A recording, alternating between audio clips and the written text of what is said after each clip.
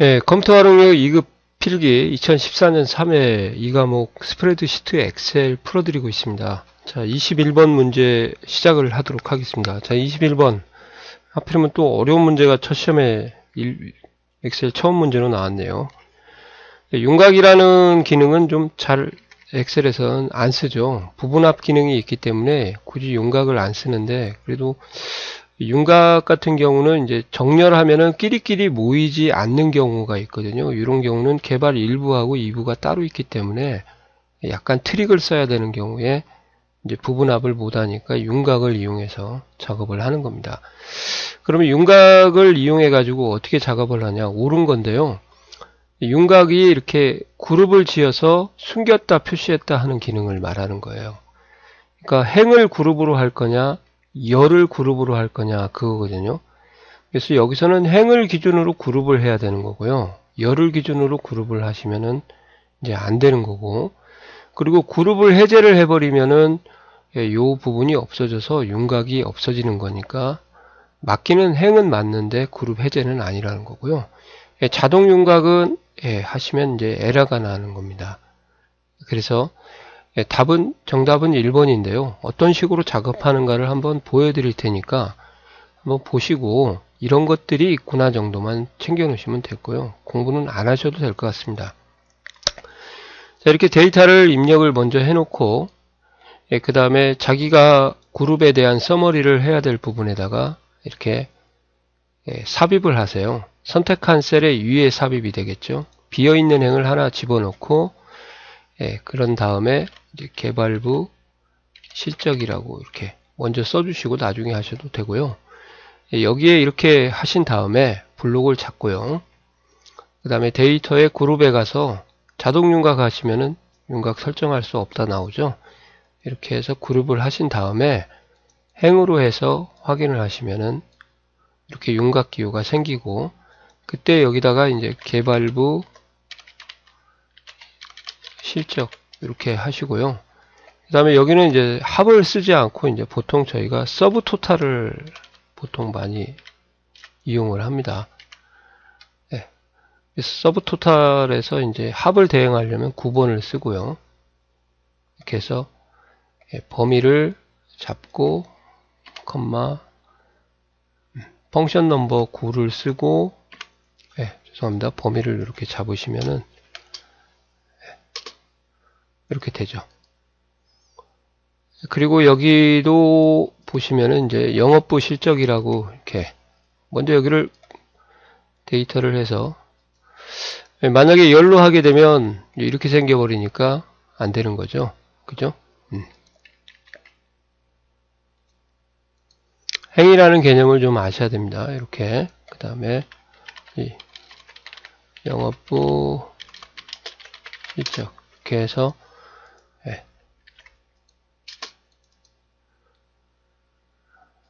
6부터 이렇게 하시면은 이제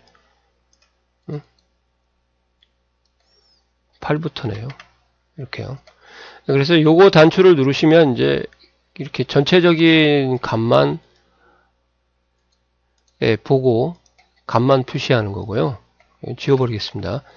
다시 마이너스를 하게 되면 세부 항목이 보여질 때 이런 식으로 전체 항목과 세부 항목을 같이 보면서 집단으로 그룹을 나눠서 표시하는 게 아까 말씀드린 윤곽이라고 보시면 되고요. 윤곽을 지울 때는 블록을 잡고 윤곽 지우기를 하게 되면 이제 처음부터 다시 돌아가는 거고, 이렇게 해서 전체를 잡고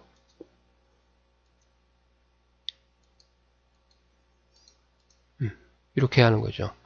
그러니까 어떻게 보면 부분합을 수동으로 하는 거다, 그렇게 이해하시면 될 것 같습니다. 그래서 1번이 정답이고요.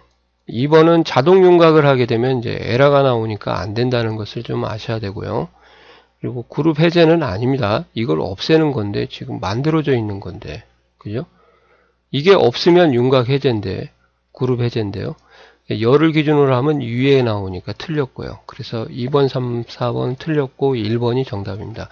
근데 하나 이제 말씀드릴 것은 굳이 이제 시험 보실 때인데 윤곽까지 공부를 하실 필요는 제가 볼 때는 없을 것 같아요. 아시겠어요? 예, 수고하셨습니다. 네, 22번 문제입니다. 자, 22번의 키포인트는 정렬의 오름차순에 대한 거고요. 정렬에 대한 전반적인 시험은 아니고요. 정렬의 오름차순에 대한 것을 물어보는 시험입니다. 제가 생각하기에는 개인적으로요. 정렬의 문제에서 가장 어려운 문제가 아닌가. 보기 2번 때문에. 그래서 이런 부분에 대한 것을 좀 오름차순에 대한 디테일한 것을 좀 아셔야 될 것 같습니다.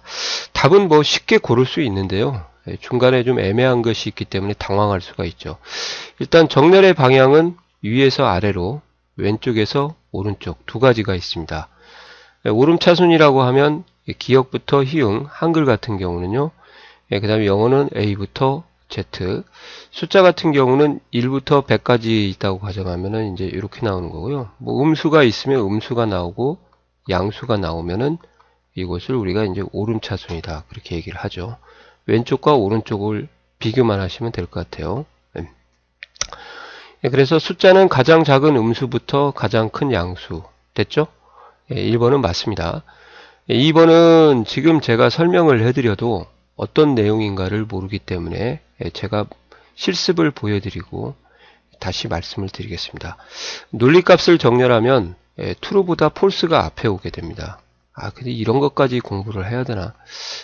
제가 볼 때는 이 정도까지는 안 하셔도 될 것 같고요. false가 위에 오고 true가 아래 온다. 참고로 아시고요. 오류값은 뭐 디비전 오류 같은 경우 있죠. 나누기 0. 뭐 여러 가지가 있지 않습니까? 밸류 오류. 이렇게 여러 가지가 있는데 널 오류, 넘 오류. 근데 순서가 없다 이 말이죠. 없습니다, 진짜. 그 정답은 4번이에요. 공백셀은 항상 앞에 오는 게 아니라 오름이든지 내림이든지 아시겠어요? 공백에 들어가 있는 빈셀은 가장 아래 뒤에 나오게 되고요. 왼쪽에서 오른쪽 하면은 오른쪽에 표시되는 게 일반적이죠. 아시겠어요? 그래서 정답을 고르는 데는 문제가 없을 것 같습니다. 자, 그럼 실습을 한번 보여드리도록 하겠습니다. 자, 여기 제가 데이터를 좀 정리를 해놨습니다. 엑셀에서 입력할 수 있는 모든 데이터, 날짜, 시간 빼고요. 이렇게 써놓고 정렬을 한번 하시면 데이터 정렬, 오름차순으로 이렇게 하시면 숫자가 먼저 나오고요. 그 다음에 여기서 이 부분은 다 문자고요. 그 다음에 논리값, 오류값, 빈셀 이렇게요. 그래서 빈셀이 가장 아래에 나오게 됩니다. 내림차순에도 마찬가지고요. 그죠? 그 다음에 한글 같은 경우나 영어 같은 경우는 영어 대소문자에서 대문자, 소문자, 소대한, 대소한 이렇게 나오는데요. 이제 대소한이 나오는 이유는 정렬에 가시면은 이제 옵션에 가면 대소문자 구분을 안 하면은 이렇게 나오지만 대소문자 구분을 하게 되면 이제 소대한 이렇게 좀 외워두시면 좋을 것 같습니다. 그리고 false가 true보다 위에 오고요. 이게 정렬에 대한 전반적인 순서인데 보기 2번 같은 경우는 문자하고 숫자가 결합되어 있는 요 상태거든요. 그러면은 먼저 왼쪽부터 A를 딱 보고 그 다음에 두 번째 2를 보고 그 다음에 이제 세 번째 정렬 상태를 보게 된다. 그게 왼쪽부터 오른쪽까지 정렬해요. 자, 오름차순 하겠습니다. 그러면 A1이 오고요. 그 다음에 이제 0이 먼저 오고 또 00이 있으면 또 0이 먼저 오고 0이 있으면 먼저 오고요. 그 다음에 1이 있으면 또 1이 오고 그 뒤에 또 같은 get 중에서 또 1이 있으면 오는 거고요. 이렇게요. 그래서 우리가 원하는 대로 정렬 순서가 이렇게 이루어지지 않죠. 뭐 A11 다음에 10 다음에 11이 오고 싶은데 이런 잡동사니들이 껴 있으니까 문자 숫자가 섞여 있을 때는 제 의지대로 정렬이 되는 게 아니라 왼쪽부터 오른쪽으로 차곡차곡 쌓이면서 정렬이 이루어진다. 또 반대로요. 숫자하고 문자가 섞여 있으면은 문자 숫자가 아니라 숫자 문자죠. 그렇게 해도 저희가 정렬을 하는 방법이 좀 달라집니다. 이렇게요.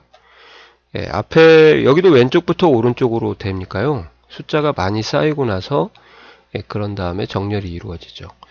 그러니까 이 두 가지는 다 외울 필요는 없고요. 시험에 보기에서는 얘가 나온 겁니다. 네, 그래서 정리 한번 해드리면 왼쪽에서 오른쪽으로 정렬이 되기 때문에 A1002 A1셀보다 뒤에 나오고요. A1이 먼저 채워지고 그 다음에 A11 여기 되어 있는 것보다 이제 앞에 정렬, 위에 정렬이 된다 그 말이죠. 요거 좀 헷갈립니다. 왼쪽부터 착 채워나가는구나 그런 의미를 좀 아시면 좋을 것 같습니다. 자, 수고하셨습니다. 네, 37번 문제 풀어드리도록 하겠습니다. 자, 37번은 솔직히 이 문제를 말로 풀 수는 없어요. 참, 이게 뭔 소리냐, 그렇게 물어보실지 모르겠는데, 엑셀의 기능을 완벽하게 이해를 하지 않으면 이 문제는 해결할 수가 없습니다. 저 같은 경우는 이제 많이 봐왔기 때문에, 그래서 이것을 문제를 안 풀고요. 먼저 설명을 드리고, 문제를 풀어드리도록 하겠습니다. 그리고 예측이라는 게 포커스거든요. 그래서 예측이라는 것만 아셔도 답을 여기서 넣어 나가리 그래서 3번은 예측 기능이 아니거든요. 그러니까 3개 중에 하나로 줄게 되는 거죠. 찍을 때 또 맞을 확률이 높지 않습니까? 25%에서 33% 확률로 늘어난다 이거죠. 그래서 엑셀의 예측 기능을 좀 설명을 드릴 거예요. 그 예측 기능을 유식하게 저희가 뭐라고 하냐, 가상 분석이다 그렇게 얘기를 합니다. 그래서 이 가상 분석이라는 것이 예측 기능이고 이렇게 했을 때 과연 어떻게 될까 하는 것이다 그렇게 이해를 하시면 좋을 것 같아요. 하나, 둘, 세 개죠. 그러면 이런 가상 분석 외에도 데이터 관리 기능에는 뭐가 있냐, 통계 분석이 있습니다. 통계 분석이 바로 부분합, 통합, 뭐 이렇게 고급, 필터, 정렬 이런 것도 크게 볼 때는 데이터 요약 통계 분석. 단독으로 좀 하기는 어렵지만요. 그래도 그리고 이 삽입에 가면은 이제 피벗 테이블이 이렇게 있으니까 요약 통계 분석이다 그렇게 아시면 될 것 같아요. 그래서 이제 제가 설명해 드릴 것은 가상 분석인데 이 세 가지를 어떻게 설명을 해서 이해를 시킬 건가 한번 들어보시고 답을 골라보세요. 먼저 목표값부터 설명을 드리겠습니다. 자, 여기 데이터를 제가 지금 이렇게 미리 써놨습니다. 그래서 값 1 같은 경우는요 지금 1이고요 여기도 2고 3입니다. 여기서부터 여기까지는 값이라는 것을 좀 아셔야 되겠고요. 얘는 이제 이 세 개를 더한 수식이에요.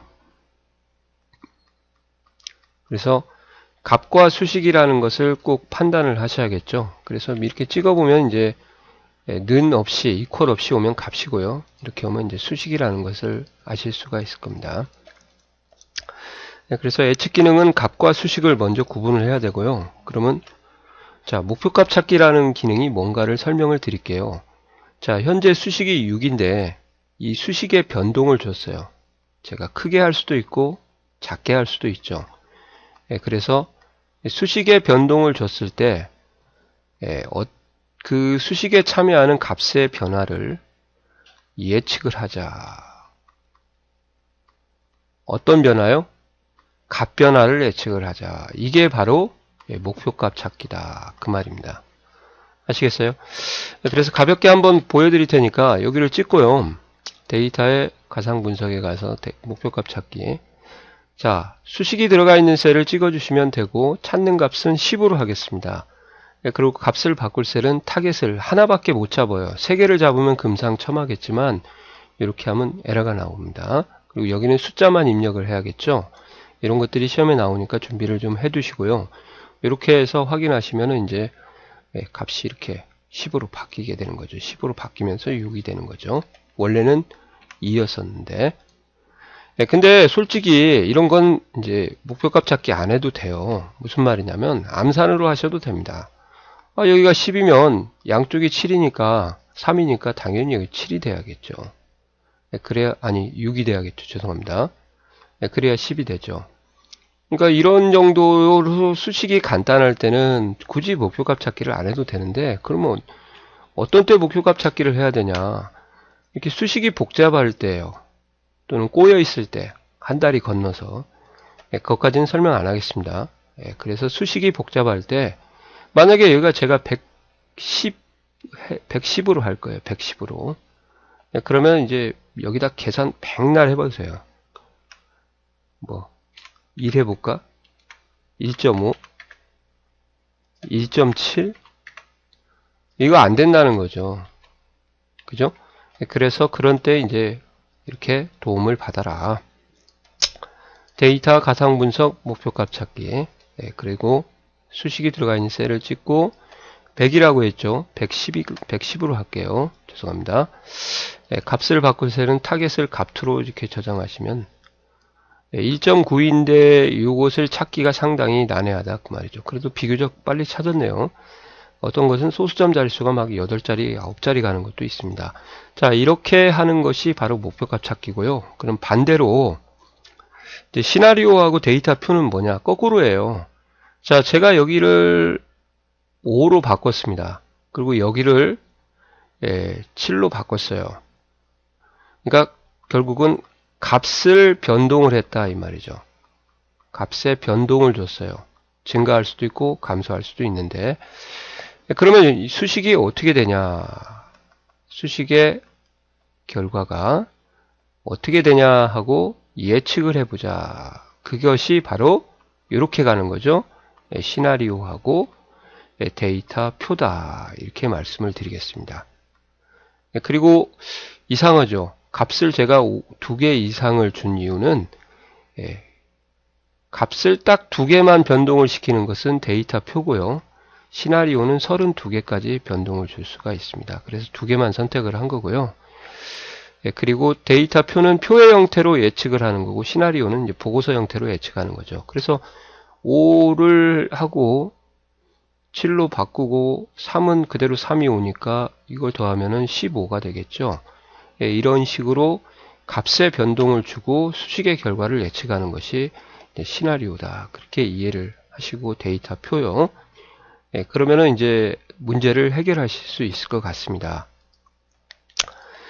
자, 수식으로 작성된 판매액의 총 합계가 원하는 값이 되기 위해서 판매 수량을 예측을 하자. 그러면 수식으로 된 판매액의 총 합계예요. 포인트가. 얘를 어떠한 값으로 대입을 했을 때 판매 수량이라는 것은 보통 값이잖아요. 입력하는 값. 예측하자 그 말이죠. 그러면은 이제 어느 정도 감이 오시나요? 목표값 찾기죠. 그죠? 수식의 변동을 줬을 때 참여하는 값의 변화를 예측. 그리고 이 정확한 것을 아시는 분들은 얘네 둘은 용도가 똑같아요. 값의 변화를 줬을 때 수식의 결과가 어떻게 되냐 그 말이지 않습니까? 그러면 답이 2개죠. 그러니까 얘네들이 답이 2개인 건 웬만하면 안 낼 거 아닙니까? 그래서 답이 이거밖에 없는 거예요. 그렇게 야매로 풀어도 상관없을 것 같은데 아무튼 정확하게 기능을 이해하지 못하면 문제를 못 푸는 겁니다. 아시겠죠? 수고하셨습니다. 네, 23번입니다. 자, 23번 시나리오는 절대 실습이 필요한 부분이죠. 시나리오에 대한 개념을 완벽하게 이해를 하셔야 계산이 됩니다. 여기에 값이 있고요. 값도 있고 값이 3개가 있어요. 그리고 여기 수식이 있습니다. 여기가 A1 셀이라고 하고 B1, C1이라고 하고 여기는 D1이라고 할게요. 1, 3, 5 여기는 이걸 다 더해서 A1 플러스 B1 플러스 C1 이렇게 해서 이제 9가 나오겠죠. 그러면 이제 시나리오라는 것은 뭐냐면요. 이렇게 값들을 제가 변경을 했을 때 아시겠어요? 뭐 3개를 하든지 4개를 하든지 상관은 없는데 여기 3개밖에 없는데 최대 32개까지 가능합니다. 그것이 여기 이제 이 말이에요. 그래서 값을 변경을 하는 걸 32개까지 하고 그때 이걸 변경했을 때 수식의 결과가 뭔지를 예측을 해보자. 그러한 기능을 우리가 이제 시나리오다 그렇게 얘기합니다. 수식도 하나만 예측하는 게 아니라 최대 32개까지 예측할 수가 있어요. 그래서 이 32개를 좀 외워두셔야 됩니다. 이 변경 셀이라는 게 값을 말하는 거고요. 수식도 마찬가지고요. 그러니까 얘를 만약에 제가 2로 바꾸고 얘를 5로 바꿨으면 뭐가 되겠어요? 5 더하기 5, 2니까 12가 되겠네. 9가 12로 바뀌는구나. 그렇게요. 그걸 보고서 형태로 보는 거죠. 시나리오 결과는 요약 보고서나 피벗 테이블 보고서로 작성할 수 있고요. 보통 이제 요약 보고서를 많이 쓰고 그 요약 보고서는 현재 작업 중인 시트의 앞에 작성이 됩니다. 또 다른 통합 문서에 작성된다 그러면 틀린 거예요. 시나리오 변환을 통해서 다른 통합 문서나 다른 워크시트에 저장된 시나리오를 가져올 수 있다.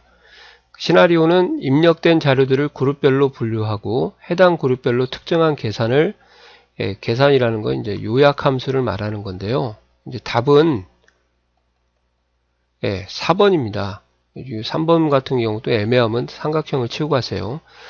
자, 중복이 되어 있는 값을 끼리끼리 모아서 놓는 것을 그룹이라고 하고요. 끼리끼리 모아서 거기에 대한 합계나 평균이나 최대 최소 같은 계산을 통해서 전체적인 요약 통계 분석을 해주는 것은 두 가지가 있어요. 부분합과 피벗 테이블을 여기죠. 피벗 테이블. 그래서 피벗 테이블과 부분합이나 통합은 요약 통계 분석이다 그렇게 얘기를 하는 거죠. 시나리오는 예측하는 거니까 이제 저희가 가상 분석이다 그러거든요. 그래서 이러한 개념을 좀 알고 계셔야 답이 4번이구나. 부분합과 피벗 테이블도 해보시면 답을 아는데 안 해보시니까 그죠? 중복된 값을 그룹별로 나눠서 기본 함수 서머리 요약을 보여준다. 합계나 평균이나 개수나 최대 최소 그것을 이해하시면 되겠습니다. 그럼 답은 4번입니다. 수고하셨습니다. 또 보충 자료 2번이 있기 때문에 그 문제도 같이 해설도 보시면서 시나리오하고 완벽하게 이해를 하셨으면 좋겠습니다. 하나 더 해설이 있으니까 같이 보시기 바랍니다. 네, 23번입니다. 자, 23번도 절대 실습이 필요한 거죠. 출제율은 한 50%에서 40% 정도 되는 것 같고요. 어떻게 보면 30에서 40%가 되는데 다른 거에 좀 통합이 좀 많이 밀리는 거라고 보시면 돼요. 부분합이나 피벗이나 시나리오나 목표값 찾기보다도 데이터 표보다도 밀리죠. 자, 이렇게 통합이라는 것을 이렇게 뭐 설명을 하고 자시고가 없고요. 통합은 그냥 말 그대로 공부하실 때 통합을 실기를 꼭 해보고 그리고 필기를 준비를 하시는 부분이라고 생각하시면 되겠어요. 그러니까 실기가 준비되어 있지 않으면 문제를 해결할 수가 없습니다. 아시겠어요? 그래서 통합을 한번 보여드리도록 하겠습니다. 자, 여기 데이터를 좀 제가 미리 입력을 해놨는데요. 통합의 종류는 위치별 통합하고 이제 범주별 통합이 있습니다. 위치별 통합이라는 건 뭐냐? 첫 열과 첫 행의 위치가 똑같아요. 이렇게 하는 통합이 이제 위치별 통합입니다. 그냥 필기만 나오죠. 실기는 위치별 통합으로 못하는 경우가 거의 대부분이니까요. 이렇게요. 첫열, 첫행의 위치가 똑같을 때 하는 통합이다. 그렇게 보시면 되고요. 그 다음 범주별 통합은 뭐냐? 얘가 이렇게 보시면은 뭐 같을 수도 있고 다를 수도 있지만 통합을 해야 되는 곳에 가보면 생불정인데 불정생, HF, C마키, 뭐예요? 다르죠?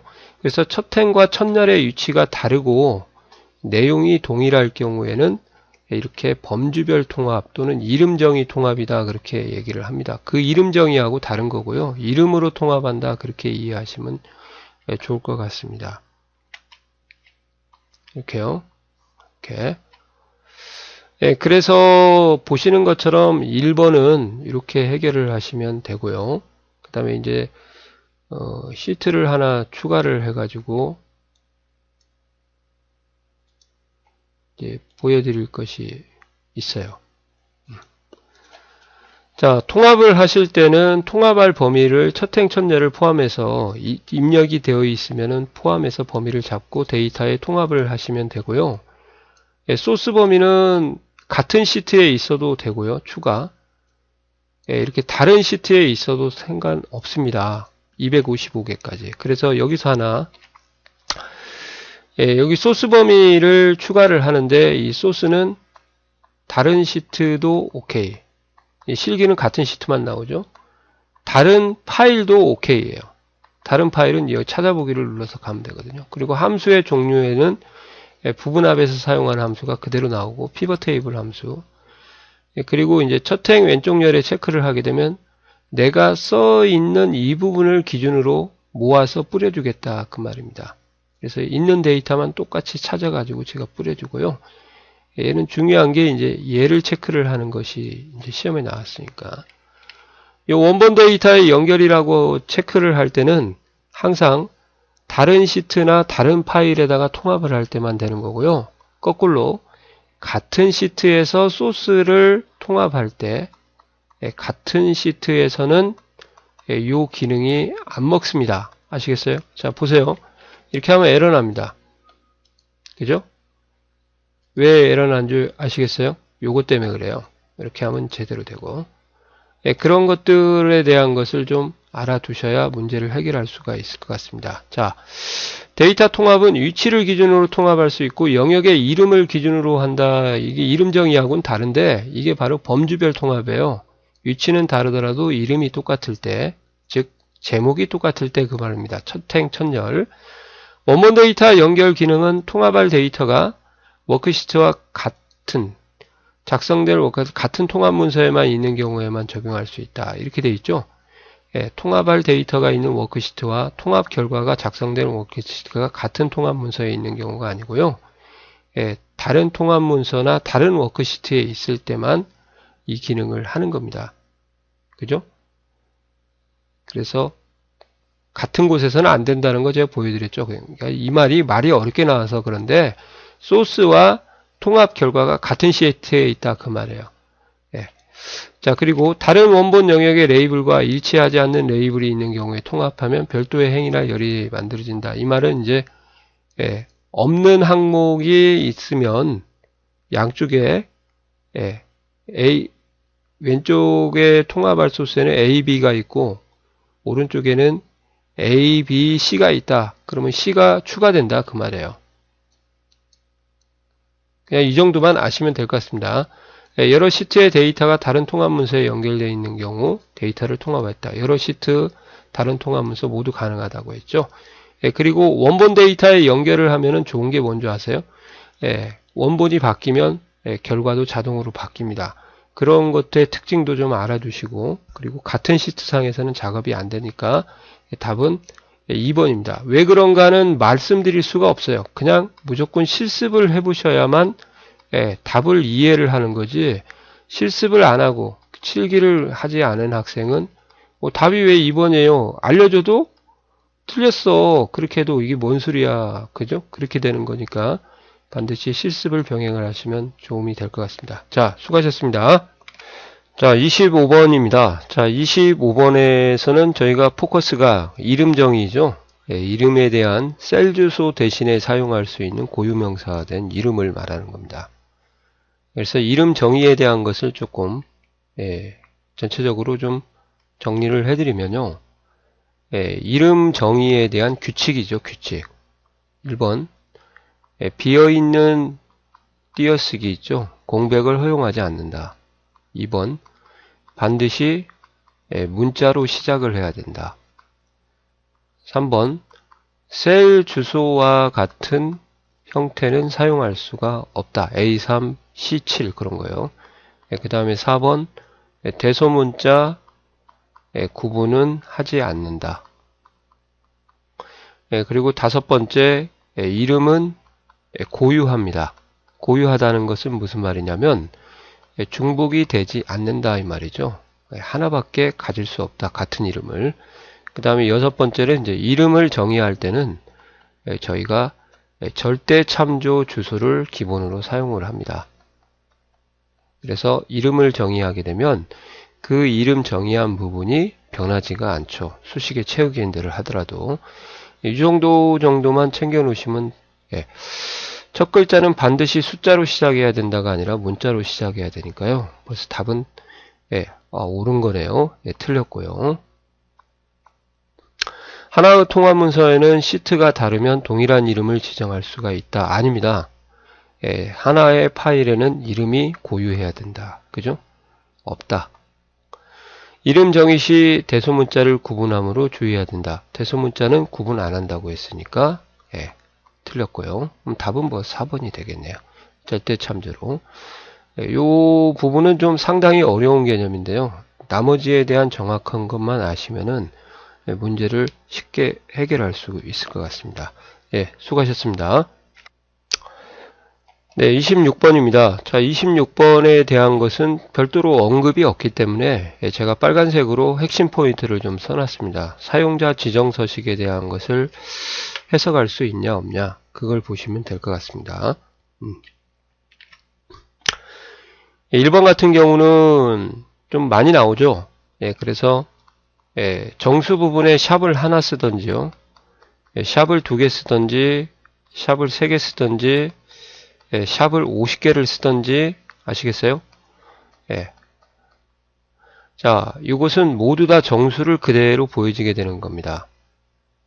그리고 플러스로 잘리는 부분에서 반올림이 이루어진다. 이것까지 공통적으로 좀 챙겨두시면 문제를 해결하는데 좋을 것 같습니다. 그래서 5042.2라고 쓰게 되면 샵샵샵을 쓰게 되면 이제 정수부에 5042가 그대로 표시가 되고요. 소수점에서 2는 이제 반올림 처리가 안 되니까 그대로 없어지는 거죠. 5042.6이었다. 그러면 이제 여기서 반올림 처리를 하고 없어지기 때문에 5043이 나오는 시험이 많이 나왔습니다. 그것만 좀 챙겨 놓으시면 될 것 같아요. 5054네요. 예, 42가 아니라. 여튼 뭐 이렇게 계산하시면 되겠습니다. 예, 그리고 문자에 문자 데이터를 연결할 때는 골뱅이를 씁니다. 그래서 대한민국이라고 이렇게 써놓고 골뱅이를 쓰게 되면 앞에 있는 문자를 그대로 표시하는 거거든요. 그래서 대한민국 뒤에다가 화이팅을 결합시키겠다. 그래서 대한민국 화이팅이 나오는 겁니다. 제가 한번 실습을 보여드릴 거예요. 그리고 15시 30분 22초인데 이제 엑셀에서는 24시각제로 시간을 입력을 합니다. 아시겠어요? 그래서 12시 이상이 되면은 이것을 다 엑셀에서는 오후로 간주를 하게 되는 거죠. 그래서 얘는 오후 3시가 되고요. AM, PM을 쓰게 되면 12시각제가 나오니까 PM이 나오겠죠. 당연히. 그리고 HH가 24시각제를 쓰는 게 아니라 12시각제니까 03이 나와야죠. 시간을 2개 표시하니까. H가 하나 오면 3시가 맞는데요. 그래서 03이 돼야 되니까 얘가 틀린 것 같습니다. 3번이요. 원본 데이터는 2013년 마이너스 2월 1일이니까 연월 1, 연 4자리, 월 2자리, D를 3개 쓰게 되면 해당 날짜에 요일이 영어로 3글자 표시가 되는 겁니다. 아마 금요일인가 봐요. 그래서 FRI. D를 4개 쓰면 이제 프라이데이까지 플레임이 나오게 되는 거죠. 이런 식으로 표시를 하시면은 좋을 것 같고요. 실습은 한번 보여드리면요.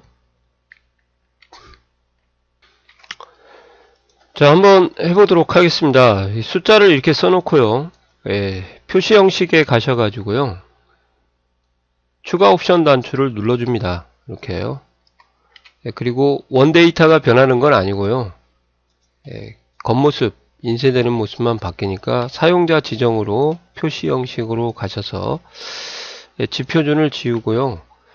샵샵샵 3번을 이렇게 써주시면 된다는 거죠.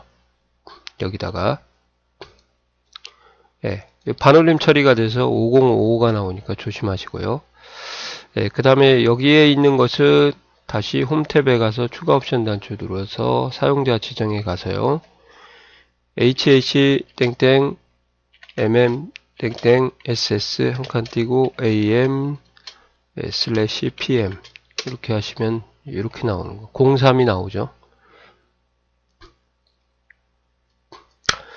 그리고 대한민국이라고 쓴 곳에 가서 이제 똑같이 사용자 지정에 가서 골뱅이 화이팅 이렇게 큰 따옴표를 해주시고 문자일 때는 이렇게 해주면 실제 값은 대한민국이고요. 이렇게 겉모습만 바뀌는 겁니다. 겉모습만. 자, 얘 같은 경우도 마찬가지입니다. 홈 탭에 가셔가지고 추가 옵션 단추 누르고 사용자 지정에 가서요.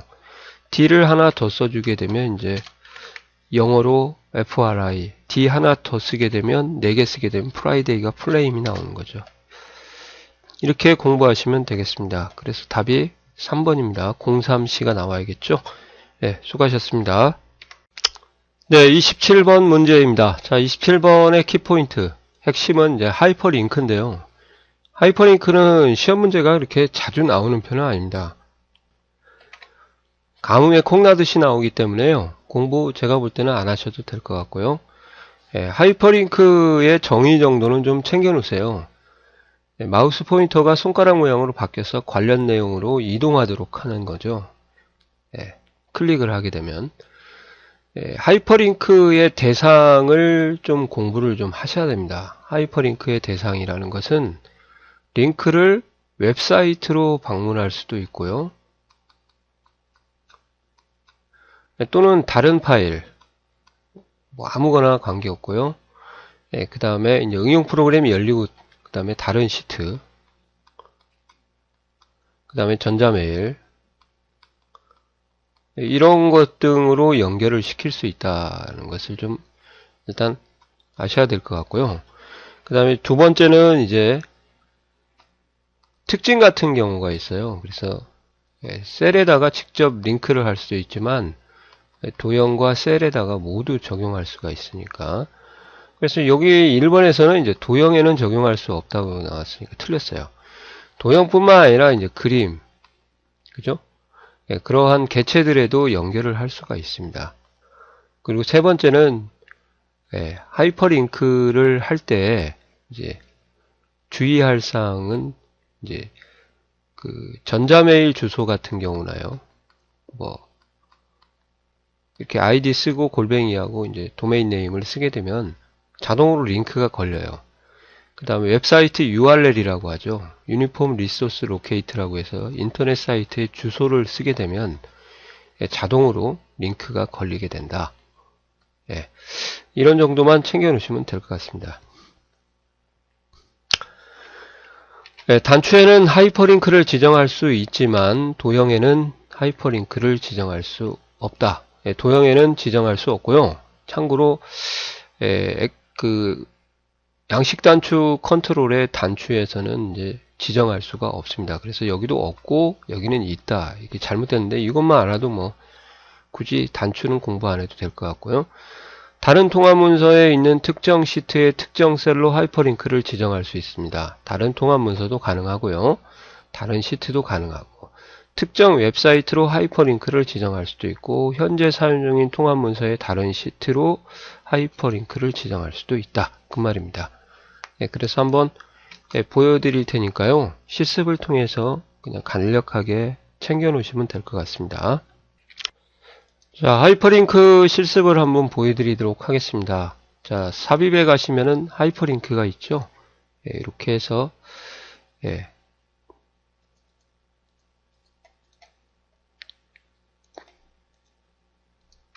하이퍼링크의 대상이 기존 파일 웹페이지, 현재 문서 내부, 새 문서, 주소, 전자메일 주소 이렇게 네 가지가 있고요.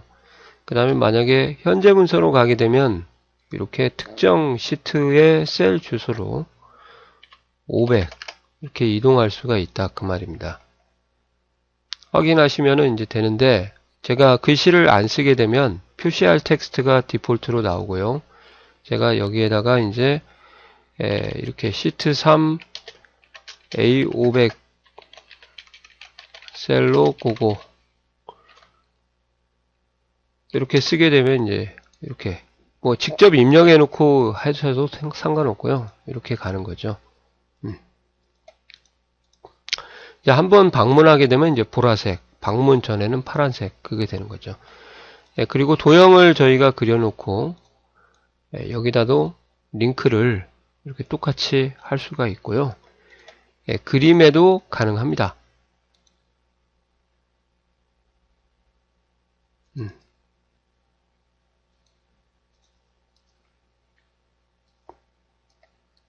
그림이 이제 너무 크게 나와버려 가지고, 자, 이렇게 해서 하이퍼링크가 가능하고요. 예, 그리고 개발 도구에 가서 예, 삽입의 양식 컨트롤, 요게 단추거든요. 예, 단추에는 이제 하이퍼링크를 걸 수가 없어요. 참고로 아시면 될 것 같습니다.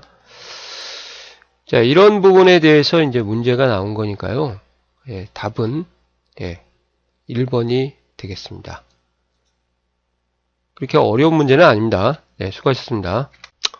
자, 28번 문제입니다. 자, 28번의 키포인트는 이제 메모고요. 메모에서는 일반적인 것도 알아둬야 되고, 이제 특별한 것도 있는데, 4번 같은 보기가 특별한 거가 나온 것 같습니다. 실습을 안 해보면 뭔 얘기인지 모르죠. 자, 메모라는 건 셀에 보충 설명을 달아주는 건데요. 메모 크기, 사각 박스 상자의 크기는 조절이 가능하다. 예, 가능합니다.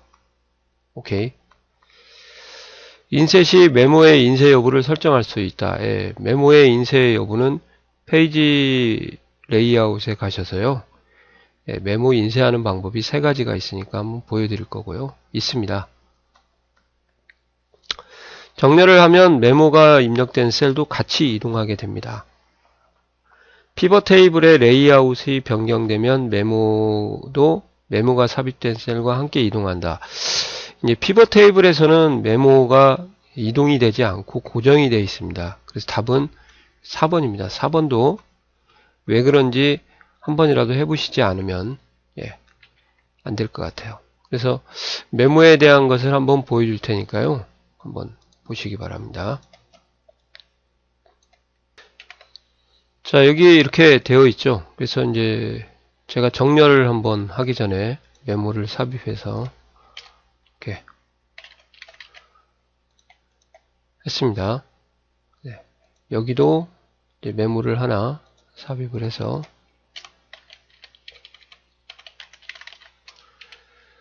자, 이렇게 해서 데이터에 가서 정렬을 한번 해보도록 하겠습니다. 성명에 오름차순 하게 되면요, 메모가 이렇게 따라가게 된다는 거죠. 자, 그 다음에 메모 박스 크기를 하려면 이제 메모를 항상 표시를 하고요. 클릭을 한 다음에 경계선에서 이렇게 줄여주시게 되면 네, 숨기기 이렇게 하면 메모 크기가 바꿀 수가 있고요. 메모를 좀 인쇄를 하셔야겠다 그럼 페이지 레이아웃에 가서 예, 추가 옵션 단추 페이지 설정을 누르고 예, 시트에 가면 이렇게 메모 시트 한 장, 그러니까 시트가 2장까지 있으면 3번째 장에다 모아서 인쇄할 수도 있고 항상 표시하게 되면 시트에 표시된 대로 인쇄할 수도 있고 또 없음을 할 수도 있죠. 예, 이런 것들을 메모가 인쇄하게 하는 거고 예, 피벗 테이블을 한번 잽싸게 만들어서 한번 보도록 하겠습니다. 일단 만들었고요. 이제 직급에 따른 총점의 합을 이렇게 구해놨습니다. 그리고 여기에다가 이제 메모를 제가 삽입을 할 건데 단축 메뉴가 안 나오니까 검토에 가서 새 메모에서 최대 직위값 이렇게 970이요. 이렇게 해서 여기에다가 이동을 할 때는 경계선에서 열십자 화살표가 됐을 때 끌어시면은 이동을 할 수가 있습니다. 이렇게요. 네. 지금 보시는 것처럼 값이 이동을 하는데 메모는 따라가지가 않죠. 그리고 직급을 빼고 성별을 빼버리면은 메모가 이렇게 아시겠어요? 움직이지가 않게 된다는 거죠. 그래서 4번 같은 경우는 처음 나온 보기예요. 그러니까 메모에 대해서 지금까지 이런 내용이 안 나왔었는데 그래서 실습을 보여드린 겁니다. 자, 정답은 4번입니다. 수고하셨습니다. 네, 29번은 매크로에 관련된 문제고요. 좀 평이하게 나온 것 같습니다. 자, 매크로 이름은 보통 MACR로 01번, 02번, 03번 이렇게 기본적으로 주어지는데요. 이제 중복이 안 되기 때문에 그런 건데 이것은 다른 이름으로 수정이 가능하니까요. 나중에 가능한 게 아니라요. 작성 당시에 이걸 지우고 이름을 마음대로 부여할 수 있다. 자동으로 부여되며 변경할 수 있다. 맞습니다. 매크로 바로가 익히는 영문자, 대소문자만 가능하고요. 숫자하고 한글이나 특수문자는 사용할 수가 없습니다. 아시겠어요? 영문자만 가능합니다. 그래서 답은 2번입니다. 매크로 해당 작업에 대한 일련의 명령과 함수를 비주얼 베이직 모드로 저장한 것이다. 매크로는. 그러니까 이제 저희가 매크로 작업을 하시게 되면 보이지 않는 과정에서 VBA라는 함수 또는 언어를 이용해 가지고 작성이 되는 것을 확인할 수가 있을 거예요. 근데 2급 같은 경우는 이렇게 VBA 언어를 몰라도 되고요. 그러니까 자동으로만 만드시면 되고, 1급 같은 경우는 이제 비주얼 베이직 언어를 좀 아셔야 되죠. 그래서 보이지 않는 곳에서 비주얼 베이직 모듈로 작성이 되는구나. 그걸 우리가 VBA라고 한다. 그 정도만 아시면 될 것 같고요. 매크로 저장되는 위치는 적용 범위예요. 그래서 새로운 통합문서 하나에만 만들고 적용을 할 거냐, 현재 작성 중인 통합문서 하나에만 적용을 할 거냐. 요 두 개는 이제 한 개만 적용이고요. 말이 개인용이지 개인용으로 하게 되면 이제 모든 엑셀 파일에 내가 작성한 매크로를 적용을 할 수 있다. 그겁니다. 그래서 세 가지가 현 세 개로 외워두셔야 될 것 같고요. 개인용 매크로는 또 챙겨 놓으셔야 될 것 같습니다. 답은 2번이 되겠습니다. 자, 수고하셨습니다. 네, 30번 같은 경우는 조금 제가 생각하기에는 좀 더러운 문제죠. 더러워도 많이 좀 더러운 것 같습니다. 개인적으로는. 엑셀을 설치할 때 매크로 보안 설정할 수 있는 게 이렇게 총 4가지가 있습니다. 이렇게 매크로를 보안 설정을 할 수 있도록 설정한 이유가요. 좀 잠깐 부연 설명을 드리면, 엑셀 매크로 작성을 하게 되면 여기에 이제 바이러스가, 과거에 라록스라는 바이러스가 매크로 바이러스라고 합니다. 있었어요.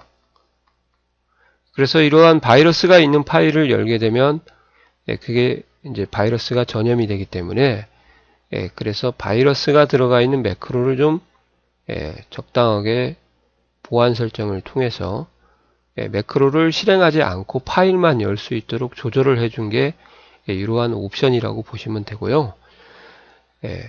선택 가능한 매크로 보안 설정은 모든 매크로 제외 알림 표시 없음, 모든 매크로 제외 알림 표시 있음. 요거 같은 경우는 이제 1번은 매크로를 아예 사용할 수 없고 파일만 불러오는 거고요. 2번은 이제 대화 상자의 밑에 이렇게 노란색으로 매크로 사용하시겠습니까? 이렇게 나옵니다. 그 다음에 디지털 서명된 매크로라고 해서 별도로 디지털 서명을 매크로에다 할 수가 있거든요. 그 다음에 모든 매크로 포함 알림 표시, 이거는 없어요. 이런 것은 메뉴가 없습니다. 이건 방법이 없어요. 보셔야지. 그래서 한번 보여드리도록 하겠습니다. 피벗 테이블이 있든지 없든지 상관은 없으니까요. 개발 도구에 가서 매크로 보안해 가시면은 이 4가지만 챙겨 놓으시면 될 것 같아요. 매크로 보안 설정, 모든 매크로 제외 알림 표시 없음, 모든 매크로 제외 알림 표시, 디지털 서명된 매크로, 모든 매크로 포함 위험성이 있는 코드가 실행될 수 있도록 권장하지 않음. 시험 볼 때는 되게 이쪽에 많이 설정을 해 놓죠. 그리고 저도 동영상을 만들기 위해서 또는 문제를 풀기 위해서 이렇게 한 거지, 처음에 엑셀을 저희가 설치하면요, 기본적인 매크로 설정 값이 여기 아래에서 세 번째로 설정이 되어 있습니다. 이것도 좀 챙겨 놓으셔야 돼요. 기본 값이죠. 그래서 세 번째가 기본적으로 설정된 값이다. 엑셀을 설치하게 되면요, 건들지 않으면 그렇게 이해하시면 되겠습니다.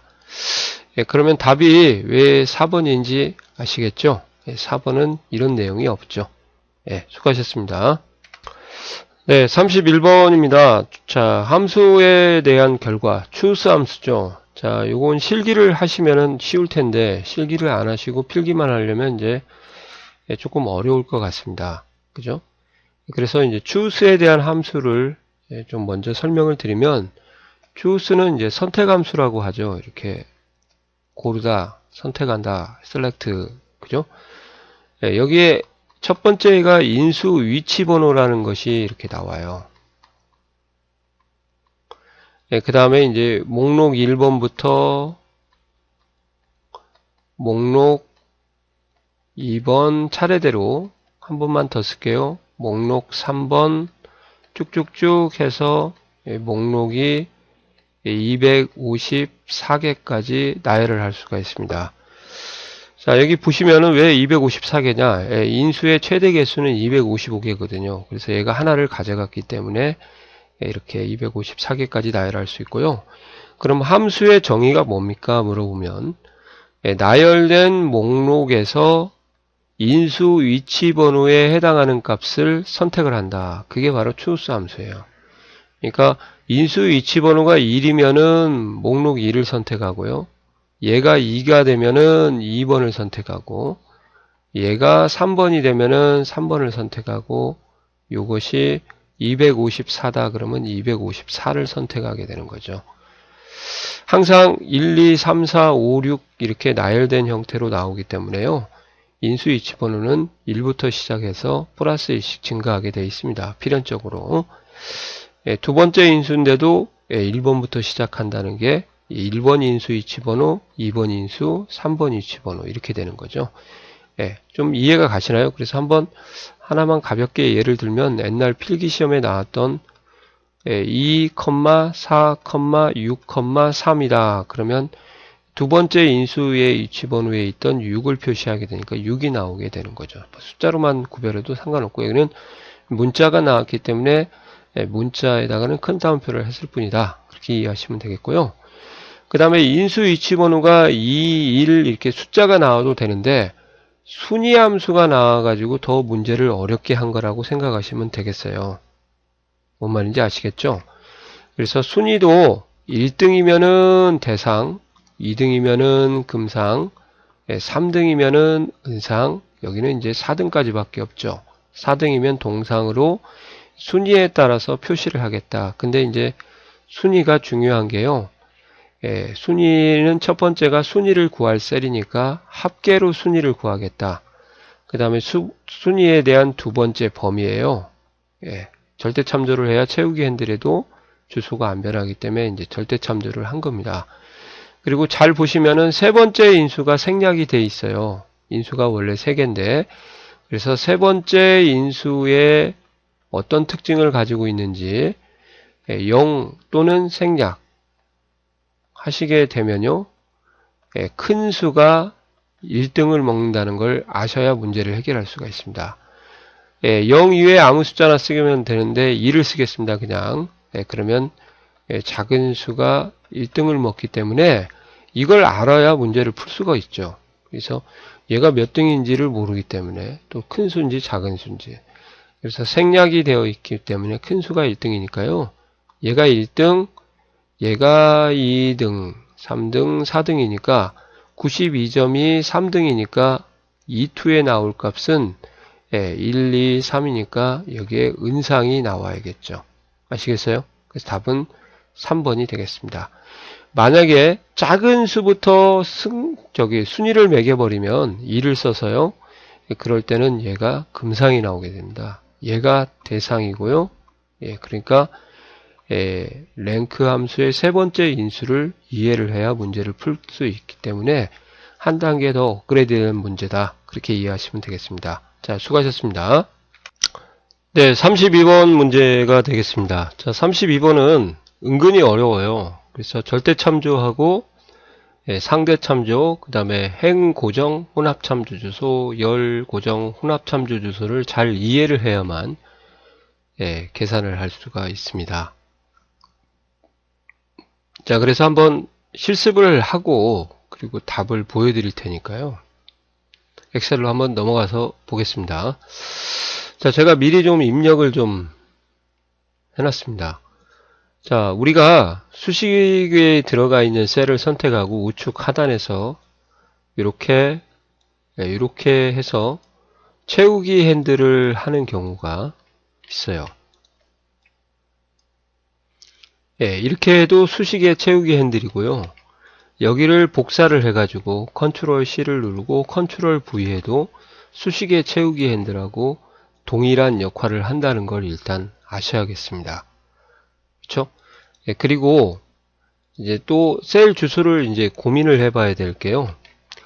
일단 여기 보시는 요 주소는 달러가 다 붙어 있는 주소는 절대 참조라고 하죠. 예, 이때 절대 참조 같은 경우는 완전 고정이 되기 때문에 채우기 핸들을 하더라도 셀 주소가 증가하거나 감소하지 않습니다. 그래서 밑으로 채우기 핸들을 하더라도 예, A1이 그대로 오고 옆으로 가도 그대로 가기 때문에 이 A1 셀은 일단 고정이 되어 있다는 것을 좀 아셔야 되고요. 그 다음에 여기 $A2라는 것이 원래 A2라는 셀은 이것은 상대 참조죠. 달러가 없으면 이렇게 되는 경우는 이제 채우기 핸들 하면 행이 증가하기 때문에 A3으로 바뀌고 여기로 하면은 B2로 이렇게 열이 증가를 하게 되는 거거든요. 상대는. 그리고 이제 혼합이라는 것을 잘 하셔야 될 게 상대하고 절대가 섞어져 있는 걸 혼합이라고 합니다. 그래서 $A2도 혼합이고요. A$2도 이것도 혼합인데 누구를 고정하는가를 잘 캐치를 하셔야 돼요. 그러니까 이 달러는 여기 절대 참조에서 보듯이 앞에 붙습니다. 그래서 앞에 붙어서 뒤에를 고정하기 때문에 여기 특히 헷갈리죠. 양쪽. 아닙니다. 그래서 $A 하게 되면 열이 고정되어 있다 그렇게 이해를 하시고 행은 고정이 안 돼 있고요. A$2 같은 경우는 이제 행이 고정되어 있고 열은 고정이 안 돼 있다 그렇게 보시면 되겠습니다. 그래서 일단 절대 참조를 기준으로 한 것은 설명을 드렸죠. 상대의 개념도 혼합도 달러가 앞에서 뒤를 고정한다. 그죠? 그러면 얘 같은 경우는 여기를 채우기 핸들하든 복사하든지 어차피 절대 참조니까 요것이 오게 돼 있고요. 얘만 계산하면 되죠. 이렇게 끌게 되면 행 증가 방향이니까 행은 고정이 안 돼 있으니까 달러 A3으로 되겠죠. 그 다음에 여기로 한번 또 끌게 되는 거죠. 이쪽으로. 여기서 끌게 되면 달러 A 열이 고정되어 있으니까 A가 그대로 고정돼서 3으로 그대로 가는 거죠. 또 여기서 끌게 되면 달러 C로 못 바뀌고 열이 고정됐으니까 행은 변화가 없죠. 그래서 결국은 달러 A3과 이것을 더한 것과 똑같다 이 말이에요. 그럼 A3이면 여기가 3이니까 1 더하기 3 하면 4가 나오겠네요. 이런 식으로 계산을 하셔도 된다는 거죠. 자, 채우기 핸들을 하는 것을 먼저 보여드리고 그죠? 사용. 여기를 컨트롤 C에서 컨트롤 C를 해서 컨트롤 V에도 셀 주소가 컨트롤 C, 컨트롤 C, 컨트롤 V요. 이렇게 해도 셀 주소가 그러니까 상대 절대 혼합에 대한 개념을 확실하게 이해를 하셔야 돼요. 한쪽만 고정을 해주는구나. 그것이 혼합이다. 그러면 이제 답이 뭐가 되는지 아실 수 있을 것 같습니다. 여기는 안 변하고 여기는 행으로만 증가하고 열은 증가를 안 하는구나. 그렇게 이해하시면 되죠. 이해가 가시나요? 수고하셨습니다. 어려운 문제입니다. 네, 33번 같은 경우는 원래 커말 1급에 나왔다가 이제 2급으로 처음 내려온 문제입니다. 3차원 보통 수식이다. 저희가 그렇게 엑셀 하시는 분들이 얘기를 하시는데요. 깊게 공부를 하셔야죠. 그러니까 시트 1부터 뭐 시트 3까지 있다고 가정을 한번 해볼게요. 그 합을 시트 4에다가 구하고 싶다 이거예요. 시트 1부터 시트 3까지의 합을 구하고 싶다 이 말이죠. 근데 이제 같은 위치에 있어요. 셀 주소들이. 그러니까 뭐 A2 셀에는 쌀이 있고 여기도 A2 셀에도 쌀이 있고 그 다음에 B2 셀에 수량이 뭐 10개 있다. 얘는 20개 있다. 중간에 또 다른 거 있겠죠. 그래서 여기에 있는 수량들의 합을 같은 위치에 있는 것을 시트 4에다 구하고자 할 때 이런 것을 우리가 이제 3차원 수식이다. 물론 B2셀에 같이 있어야 구하는 거고요. B2셀에 같이 없다고 하시면은 이 3차원 수식은 허당이죠. 그때는 뭐 인다이렉트를 쓰든지 아니면은 이제 그 통합이라는 기능을 사용을 하셔야 될 것 같습니다. 위치가 다를 때는 또 다른 함수를 쓰든지요. 자, 이렇게 하셔가지고 이제 시트 1의 C5셀과 시트 2의 C5셀과 시트 3의 C5셀을 구하는 수식을 구해라. 합을 구하는 수식인데요.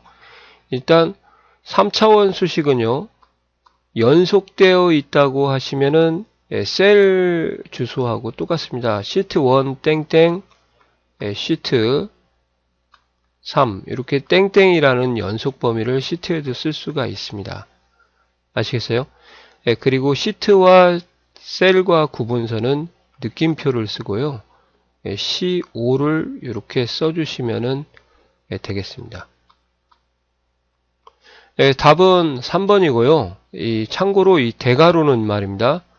파일명에다 쓰는 거지 시트명에는 사용하지 않는 거거든요. 그래서 이것만 아셔도 2번, 4번은 답이 틀리게 되는 거죠.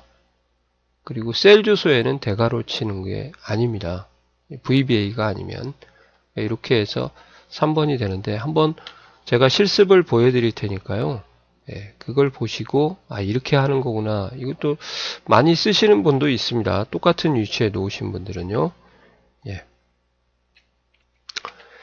자, 어떤 때 쓰는가 한번 보여드릴게요. 시트 1부터 시트 3까지 이렇게 컨트롤 누르고 클릭하면은 이렇게 그룹이라고 작업 메뉴가 뜰 거예요. 그래서 연속 입력과 편집을 하실 때 시트 5에다가 데이터를 이제 같이 입력을 하셔도 되고요. 그냥 50이라고 같이 이렇게 쓰도록 하겠습니다. 값들을 한번 바꿔 보기도 하겠습니다. 그리고 아무 곳이나 가서 시트 4에다가 합을 구할 건데요. 썸을 하시고 시트 1을 찍고 Shift를 누르고 연속 범위거든요. 연속 범위니까 시트 3을 딱 누르게 되면 셀 주소가 이렇게 바뀌어요. 아시겠어요? 그리고 나서 시트 1에 C5셀을 딱 찍어주거나 시트 2에 C5셀을 찍거나 상관없습니다. 이렇게 아시겠어요? 다시 한번 보여드리겠습니다. 활성화된 셀을 찍으시면 좋죠. 썸 하시고 시트 1을 찍고 Shift를 누르고 시트 3을 찍으면 이게 3차원 수식이 되고요. 그 다음에 활성화된 시트 1을 셀 주소를 찍고 가로를 닫고 엔터를 치게 되면 이러한 수식이 나오면서 3차원, 즉 원래 엑셀의 하나의 시트가 2차원인데 시트 간의 합이니까 3차원이 되는 거죠. 이렇게 계산이 되는 겁니다. 아시겠어요? 값을 바꾸시면 바뀝니다. 여기를 뭐 10으로 놓고 여기를 20으로 놓고 여기를 30으로 놨다. 그러면 이제 60이 되겠죠. 이런 식으로 작업을 하시는 게 바로 3차원 수식이다 그 말이죠. 그래서 방법이 없어요. 약속이니까 외워둘 수밖에 없습니다. 처음 나온 문제입니다. 수고하셨습니다. 자, 32번 문제 풀어드리도록 하겠습니다. 자, 32번도 약간 응용하는 문제라고 보시면 되는데요. 오류 메시지, 차트 오류 메시지를 좀 아셔야 되죠. 그래서 NA 오류 같은 경우는 이제 찾는 값이 없을 때, 주로 이제 랭크나 V룩업, H룩업에서 발생하고요. 찾는 값이 없을 때, 널은 이제 교차 범위라고 하죠. 교차 범위가 없을 때. 그 다음에 REF는 참조하는 셀이 삭제돼서 참조하는 셀이 유효하지 않다 그렇게 보통 얘기를 합니다. 삭제를 해서요. 그 다음에 네임 오류 같은 경우는 뭐냐면 인식할 수 없는 문자 형태가 왔는데 큰 따옴표 처리를 해야 되는데 큰 따옴표 처리를 안 하고 하는 경우라고 이해하시면 돼요. 그러니까 인식할 수 없는 문자라고 하면 이름이 아닌 문자라고 이렇게 이해하셔도 됩니다. 여하튼 좀 한번 테스트로 해서 보여드릴 테니까요. 자, 썸 같은 경우는 여기가 땡땡이 셀 주소가 들어가고 그 사이에 땡땡이 오고 또 셀 주소가 오게 되면 이것을 연속적인 참조 연산자다 그렇게 얘기하지 않습니까? 이렇게 하면 셀 주소하고 참조 연산자를 구분해서 이해를 하는데, 얘를 입력을 않고 이렇게 했다 그러면 A3, A9라는 이런 셀 주소는 없어요. 그러면 이게 알 수 없는 문자 처리가 되거든요. 그래서 답은 일단 4번입니다. 감각으로 좀 골라야 되는데 이런 문제는 되게 어려울 것 같아요. 자, 그래서 몇 가지 예를 들어서 한번 보여드리도록 할게요. 엑셀로요. 제가 좀 미리 입력을 좀 해놨습니다. 그래서 먼저 이제 NA56부터 한번 보여드리겠습니다. 자, 순위를 구하라고 했는데요. 자, 점수가 있으면 좋은데 제가 없는 점수를 매길 거예요. 가령 81점이 여기 없죠. 그래서 여기에서 큰 수가 1등 먹게 이렇게 해라. 그러면 이제 81점을 찾을 수가 없잖아요. 그럴 때 이제 NA 오류가 나오는 거죠. V룩업이나 H룩업도 마찬가지고요. 자, 그 다음에 여기다 썸을 이렇게 해서 제가 합을 구할 건데요. 이렇게. 그죠? 근데 이렇게 안 하고 이제 무식하게 수식으로 이렇게 더하도록 하겠습니다. 이 상태에서 제가 여기에 있는 88을 삭제를 했어요. 행을. 그러면 이제 이렇게 셀 참조가 명확했다가 삭제를 해서 유효하지 않다라는 개념이 이 개념이에요. 계산하던 셀이 삭제가 되는 경우죠. 아니면 뭐 셀 삭제하셔도 상관없고요. 이렇게. 그 다음에 이제 교차범위라는 것은 뭐냐면요. 교차범위는 자, 썸이라는 함수를 예를 들어서 이 범위하고 한 칸 띄고요. 이게 교차라는 참조 연산자예요. 한 칸 띄는 게. 이 범위를 이렇게 잡으면 교차라는 것은 뭐냐면 공통 부분을 계산하겠다 그 말이에요. 그러니까 여기에 있는 이 두 개가 공통 부분이죠. 그러니까 결국 2하고 3만 계산해서 평균이면은 이제 평균값인데 합계니까 5가 나오겠네요. 이렇게요. 근데 이제 교차 범위를 제가 없애버릴 거예요. 이렇게. 그러면 서로 교차하는 부분이 없죠. 그럴 때 이제 널이라는 오류가 나오고. 이해 가시죠? 그 다음에 아까 질문하신 것처럼 이제 썸해서 이렇게 구했는데 여기에 있는 것을 지워버렸다. 그러면 이렇게 문자가 알 수 없는 걸로 인식을 해버려서 네임 오류가 나옵니다. 이해가 가시죠? 네, 수고하셨습니다. 자, 36번 문제를 좀 풀어드리도록 하겠습니다. 36번은 이제 좀 차트 종류에 대한 설명인데 제가 개인적으로 볼 때는 이런 문제가 제일 어려운 것 같아요. 명확한 규정이 없기 때문에 이렇게 생각하면 이렇게 생각되고 또 저렇게 생각하면 저렇게, 그러니까 약간 우리가 알고 있는 그 생각과 좀 삔대가 안 맞는 문제가 많을 수 있을 것 같습니다. 그래서 일단 확인을 해보고 정확하게 설명을 드려야 되기 때문에 차트를 선택을 하시고요. 이렇게 많죠. 마우스를 올려놓으면은 이제 이렇게 멘트가 나와요. 3차원 표면형은 이렇게 되어 있다. 2차원을 교차하는 값의 추세를 연속되는 곡선으로 표면형 이렇게 나왔죠. 이렇게.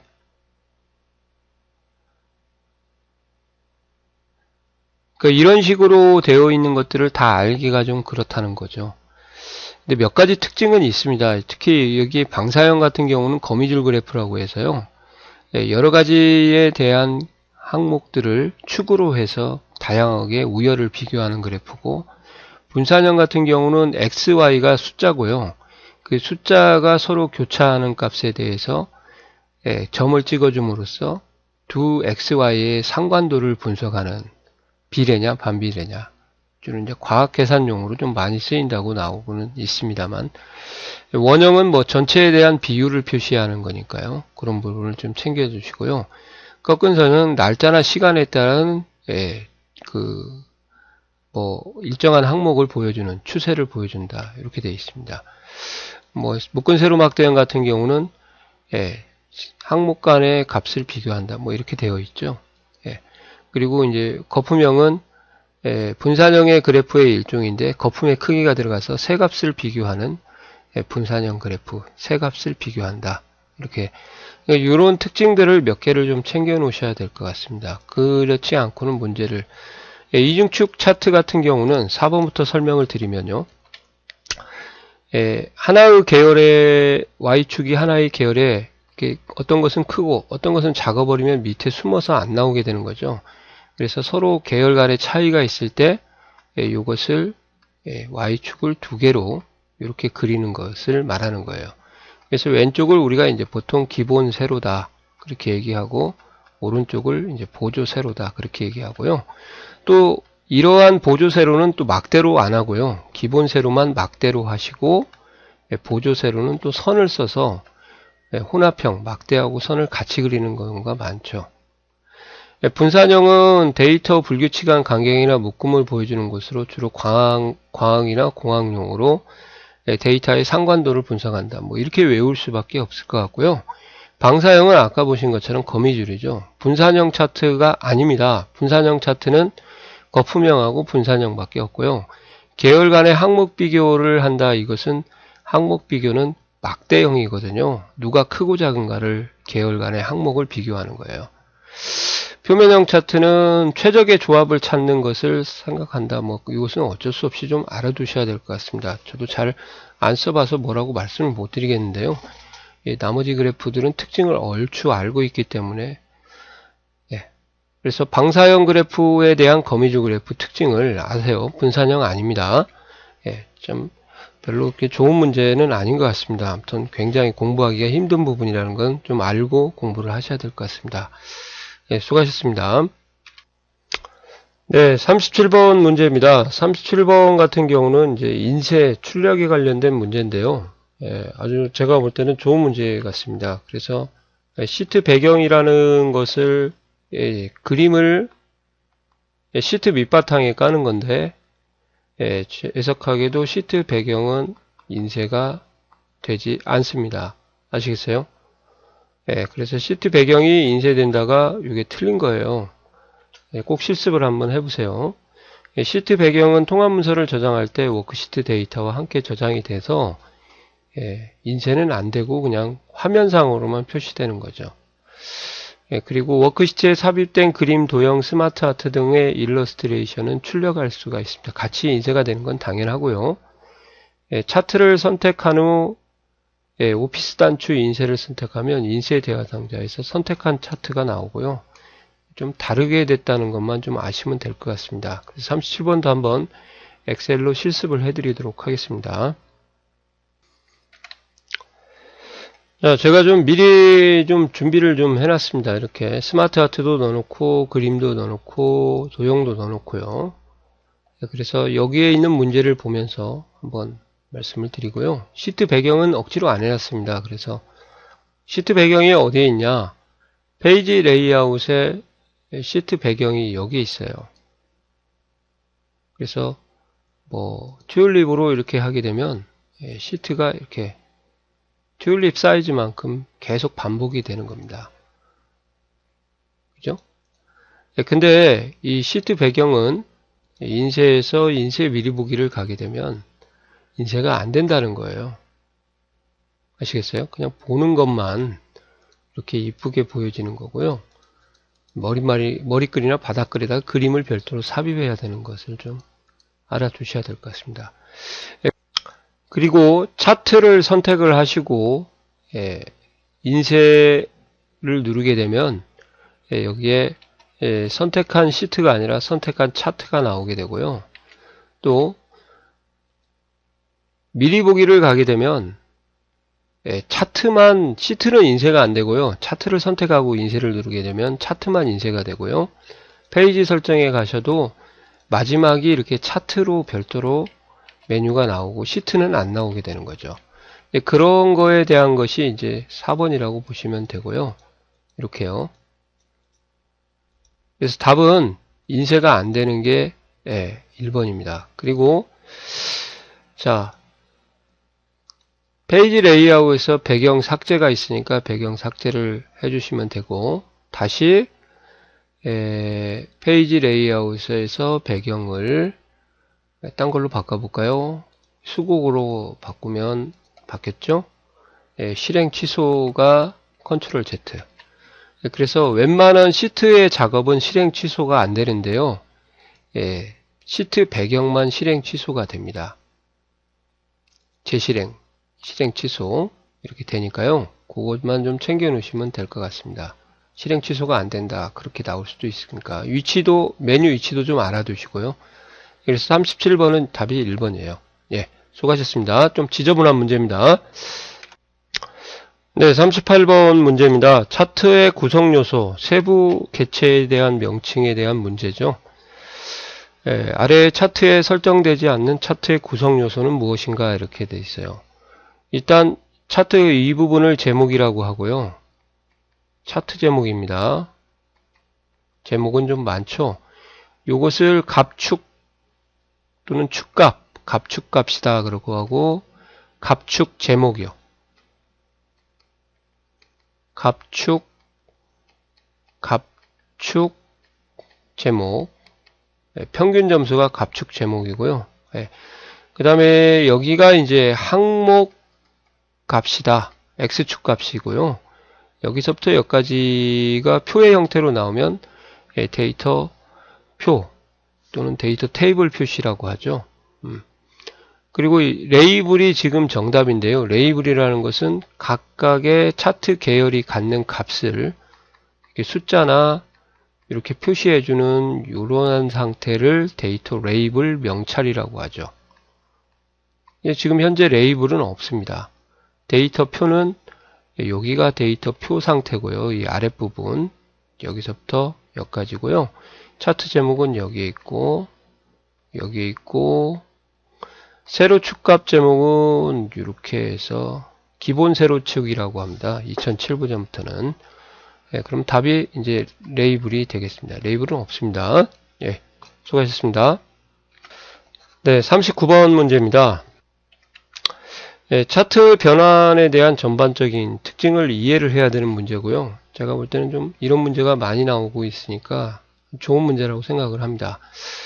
자, 여기 같은 경우는 이제 보통 Y축이 하나인데 Y축이 두 개가 돼요. 그래서 왼쪽을 우리가 기본 세로다 그렇게 얘기를 하고요. 오른쪽을 보조 세로다 이렇게 합니다. 과거에서는 얘를 주축이고 얘는 보조축이다 그렇게 썼었는데 여하튼 보통 기본 세로는 이제 이 두 개가 나오게 되면 이것을 이중축이다 그렇게 얘기를 하죠. 두 계열의 값이 커서 어느 한 계열이 묻혀버릴 때 사용하는 것이라고 보시면 되고요. 그리고 이중축을 했을 때는 기본적으로 보조 세로는 선그래프를 그리고 기본 세로는 막대로 그려서 막대와 선이 가지고 있는 두 개의 그래프를 우리가 이제 혼합형이다 그러거든요. 그래서 이 그래프는 지금 뭐라고 보시면 되냐면 이중축 혼합형 그래프다 그렇게 이해하시면 되겠어요. 그리고 선그래프가 수량이니까 수량이 보조라는 것을 좀 아셔야 되고요. 그리고 수량이 선그래프다는 것도 두 개를 이해를 하셔야 됩니다.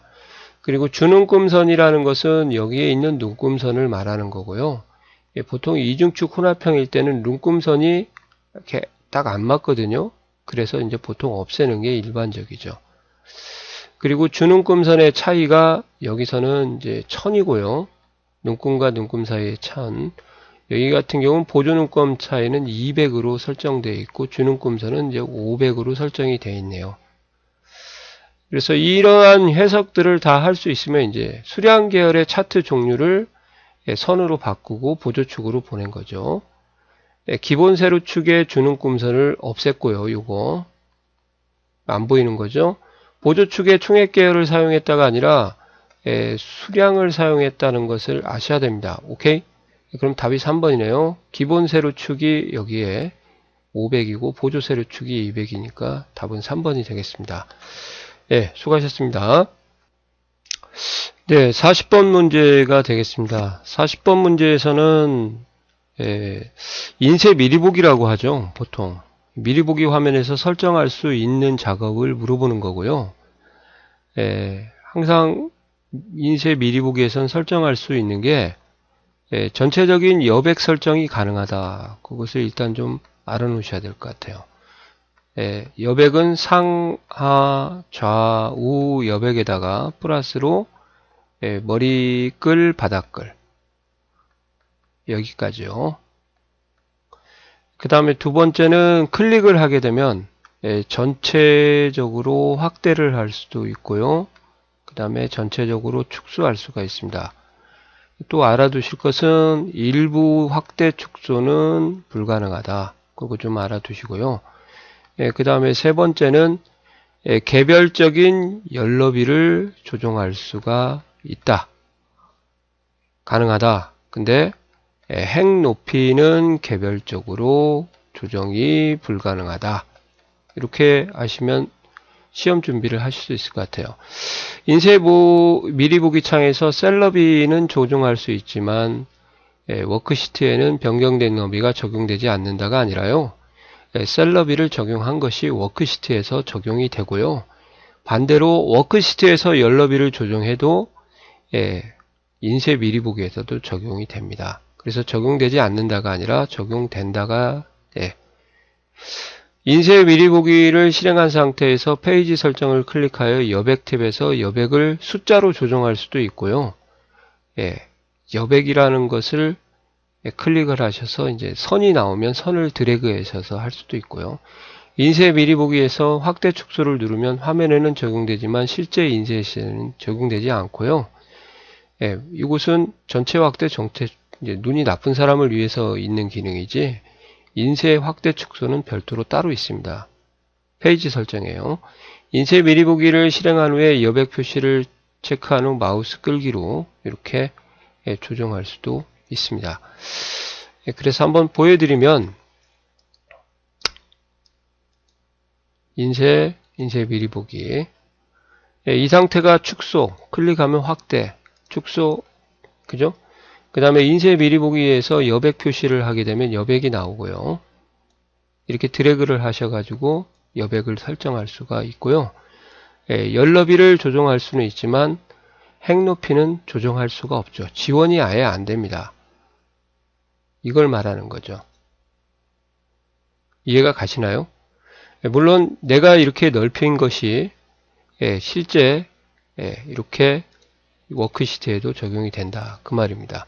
요게요. 근데 안 된다고 했으니까 틀린 거고 이렇게요. 그리고 또 여백을 어떻게 조정할 수도 있는지 한번 더 보여드리면요. 인쇄 미리보기 상태에서요. 페이지 설정을 누르고 여백 단추를 누르면 이렇게 숫자로 입력을 할 수가 있다는 거죠. 이렇게 여기서도 과거에 시험이 하나 나왔었는데요. 여기 위쪽 여백이라는 게 여기서부터 여기까지가 2라는 거고요.